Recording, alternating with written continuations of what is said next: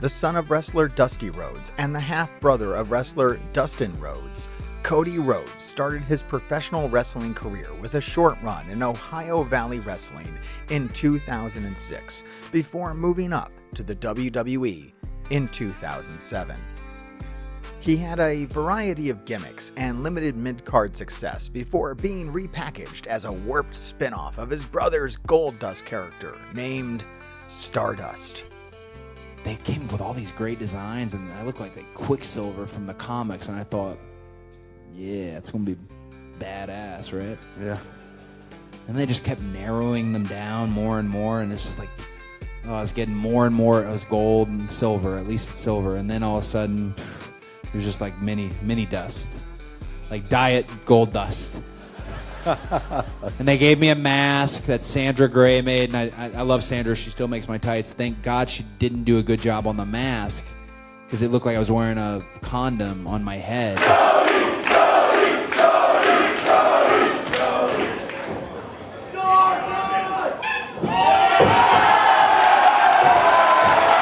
The video you're watching is just one part of a series of videos on this channel that I'm making, so make sure you check out all the other parts linked in the playlist at the end of the video, and subscribe so you get notified when new videos in the series are released. Cody requested to be released from his WWE contract in 2016 due to a frustration with the company's insistence that he remain in the Stardust character that he no longer felt was best for his career and the story that he wanted to ultimately tell. He had pleaded with writers to end the Stardust gimmick for over 6 months and pitched numerous storyline ideas which had been ignored. Cody said that before he left, he spoke to Triple H, who had an executive role at the time. Hunter took it very personally because he had done so much for my dad at NXT. There was one conversation where he said, "I'm shocked that you feel this way after everything I've done for your family." But I told him, "I'm not my dad. I can't stay here out of loyalty to you for giving my dad a job in 2005. I get it, and the little boy in me really appreciates what you did for my dad. But I'm not him. He's not here anymore. I've got to be me." I think Hunter, he's been in wrestling long enough that he knew, oh, this is a real one. He's not asking for more money. He's not asking for a title shot. Nothing would matter at this point. I let the burn get too bad before I said anything, if that makes any sense. If you have like your creative team, and then you have Vince, obviously. It kind of felt like it was like a 9-10 vote that, oh, obviously Stardust is, we're done with this. Like, this has outlived the lifespan that was supposed to last 3 months. Right. 2 years in, we're obviously done with this. But he just didn't see it that way, and that was his preference. And I think he liked Stardust a lot. I think he enjoyed it, but I don't know how he enjoyed it. I think he might have enjoyed like, oh, maybe it's like funny to him, or like, right. I think he enjoyed it. And the pageantry behind like Stardust with like some of this cool stuff they let me do, like I'd run out and I'd jump on the barricade and I had that jib cam shot that was all mine, and the wardrobe elements of Stardust were so much fun, and just the music had this, it was clearly ripped from a very famous rap song. I'm trying to think which it is. If you listen to it, you can hear. I'll listen for it. Yeah, now. It's clearly ripped off terribly, but the pageantry side of Stardust was a lot of fun, and I think maybe that's what he saw. Like, just, I don't think he looked at it from my perspective in the slightest, and I think that's hard for anyone to just jump into your head and know that, oh, this is, I did not want to do what Dustin does. Right. That to me is a living hell. In May of 2016, Cody Rhodes was granted his release from WWE. Cody said his placement within the company was a key reason for him leaving. Following his release, Cody Rhodes would post the famous list. The list was featuring people he wanted to face and things he wanted to do now that he was gone from WWE. Seemed like you had the list ready quick. Like, is this a list that was in your head while you were in WWE? Well, when you're sitting there for 3 to 6 months planning your escape, like you're coming up with everything you can think of. Like, well, how can, because social media is the ticket now as far as people's continued ability to follow you. Yes. You don't need TV as much as we once did. Like, oh, out of sight, out of mind is not real anymore because they can follow on social, and there's all these different platforms. It's essentially a business. So I called it a rollout. And little known fact, a few other guys said that they were also going to leave, that they were frustrated, they were unhappy. So there was kind of like this rallying We're cry. right behind you, Yeah. Cody. And then like D-Day comes and just me. Following his departure from WWE in 2016, Rhodes began wrestling on the independent circuit and making several appearances in TNA, where he wrestled simply as Cody, due to the WWE owning the Cody Rhodes name. In addition to working in smaller independent wrestling companies in the United States and Japan, in the summer of 2016, the most impactful appearances he would make would be in the rapidly growing Ring of Honor promotion that at the time had recently been purchased by the Sinclair Broadcast Group. Ring of Honor was initially on the fence if booking Cody would be a good idea for the expanding company. I think they would be concerned that he would potentially rock the boat. What they were doing was working so well for them. Adding an unknown element like an ex-WWE guy could potentially be taken poorly by the fans. When Cody had initially left the WWE, a mutual friend of the Young Bucks and Cody, Kevin Steen, now known as Kevin Owens, gave the Bucks a call and asked them to look after Cody now that he had swam off the island. There was a serious fear at the time if you left the WWE, your career would basically be over since there just weren't any other wrestling companies that could provide what they offered at the time. So when the decision makers at Ring of Honor asked the Young Bucks, who were on the verge of signing big contracts with Ring of Honor, if they should book Cody, the Bucks vouched for him after only briefly meeting him at a small show prior to the meeting. All fears were set aside when Cody arrived to a hero's welcome in Ring of Honor, but cheers would turn to boos when his first match in the company he would defeat Jay Lethal using a low blow, then proceed to attack Lethal and a referee, flipped off the Ring of Honor fans, and then roughed up one of the guys on commentary. He wasn't truly hated for this though. The Ring of Honor audience actually seemed to love this new asshole version of Cody.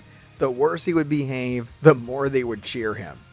Cody embraced this new heel persona and took it even further at the end of 2016 by joining Bullet Club, the notorious heel faction based in New Japan Pro Wrestling, along with new friends, the Young Bucks.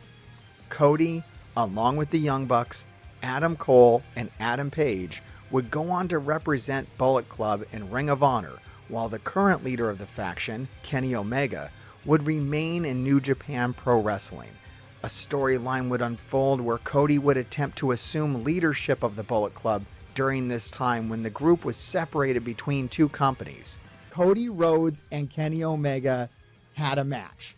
These guys fucking wrestled. It never happened in AEW, and it did happen in Ring of Honor, though, as part of this storyline. So this storyline was really cool. It was a really fun thing to check out. If you haven't checked out the storyline between Cody and Omega that happened during this time frame, it was really cool. Also, during this time frame, Cody would become a fixture on the Young Bucks YouTube channel, and he would come up with some of the most classic moments in the channel's history. The tale of the independent contractor. No health care. What? No health care? No. Huh? You scared? Marty, you fucking scared? Huh? Oh, okay. What about this? You guys know Christmas? I love Christmas. You know Christmas? Yeah, Christmas. Guess what? Shut up. You'll be on a fucking plane. Oh, no! That's too far! That's too far! That's it! In 2017, Cody would ride his building momentum all the way to a Ring of Honor World Championship run, and Cody would take Ring of Honor further than they'd ever been before.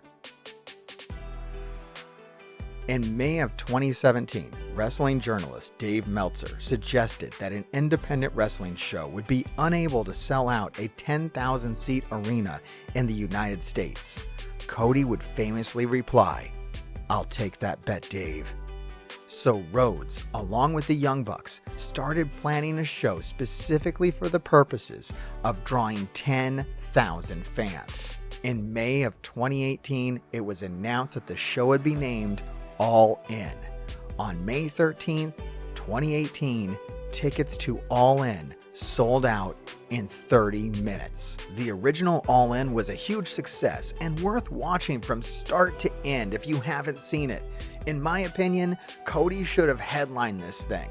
By far, his match was the most over of the night, seeing that he wins the NWA World Championship, the same belt that his father had won 3 times during his career. Wrestling fans may know this title better as the Big Gold Belt. I could explain the history of this belt better in another video because the full story is totally confusing, since the belt that was used in WCW was the NWA Championship, but then it wasn't, and then maybe it was, and now it looks like this. But look, none of that shit matters, okay? It's an important fucking belt, and Cody won it, and the goddamn crowd went nuts. At the end of 2018, Cody would announce that he was no longer with Bullet Club, but instead was only part of the Elite, along with Omega, the Young Bucks, Hangman Adam Page, and Marty Scurll.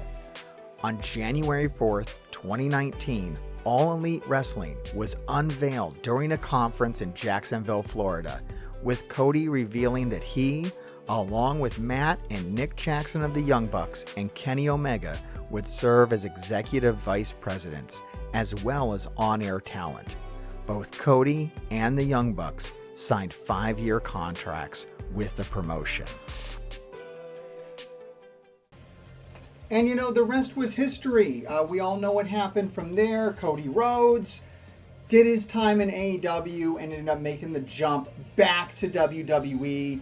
But I just wanted to throw this out there because, I don't know, maybe I'm petty, but I was having this argument with a guy in my chat, a guy in my live stream, right, my Twitch stream, and he was like, there's a whole video on it. I see this around. It's a common take. I'm not just trying to make this against like one guy, but there was one guy who pissed me off, and he said that Cody Rhodes made himself on the indies. The comment is often made that AEW makes no stars, and my response to that has been Cody fucking Rhodes, okay?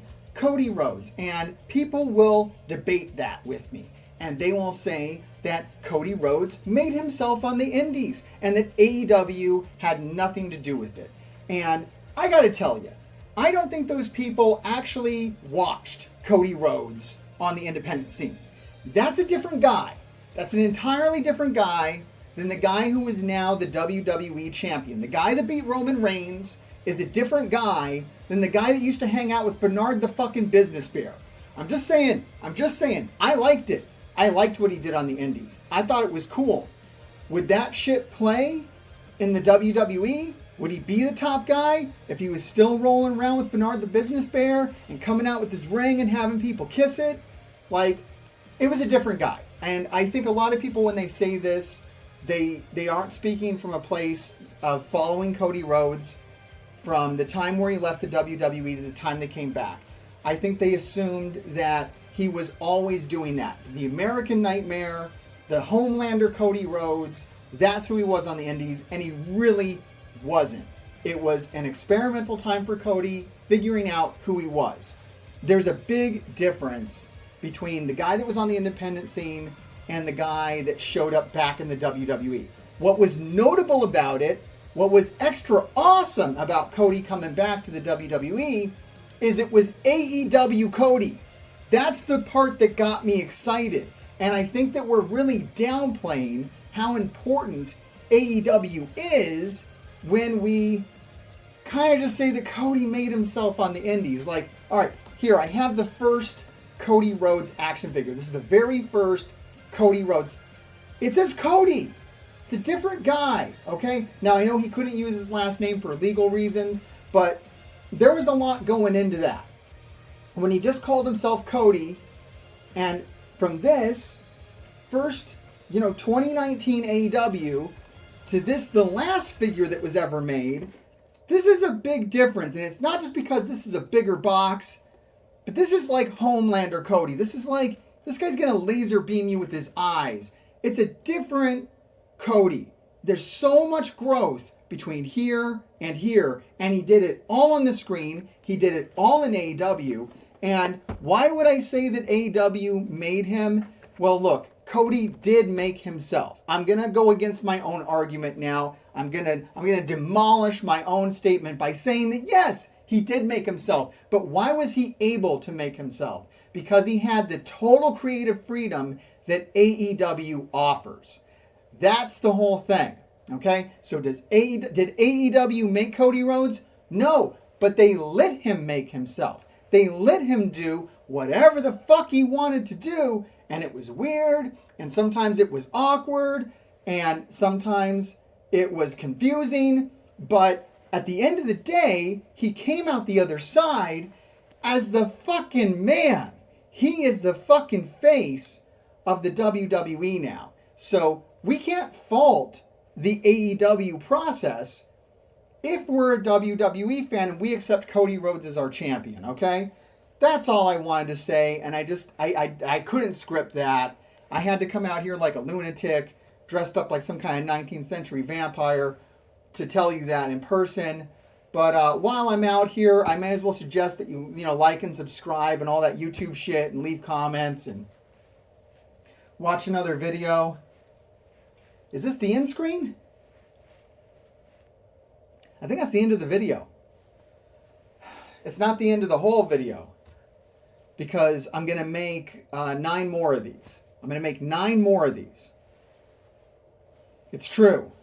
This is video. This is the first one I'm making, even though it's kind of like towards the end of the story that I'm telling. I'm telling the whole story of the Elite, the new Elite, starting with the Young Bucks in Ring of Honor and ending with the Young Bucks in 2025. And you're watching this right now. If you're watching this in real time, and you're saying, Hartgrave, it's 2024. How the fuck can you make a video about wrestlers in 2025? So that's the scope of the project. I'm going to be making this until the next year. That's the whole idea. And if you like to see ambitious shit like this, if you like to see a creator just really go balls to the wall, then subscribe the shit out of this channel, because that's what we intend to do around here.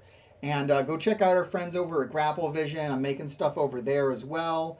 And check us out live. We're live every Wednesday at 6 p.m. Eastern Standard Time.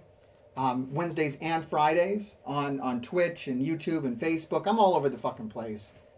Check out my Instagram. And keep digging. He is I and I am him, and I'm the undisputed trend, Matt Taven. And this dork behind the camera, some Melvin told me to say, grave diggers keep on digging. Whatever that means.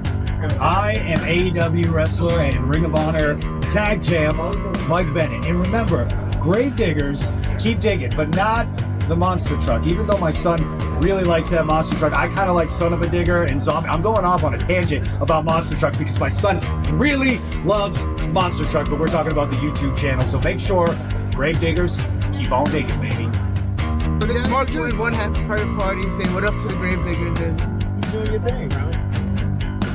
Alright, like, subscribe, and watch another video, or be cursed. If you're cursed, that means the grave diggers will keep digging your graves, so you probably want to do it.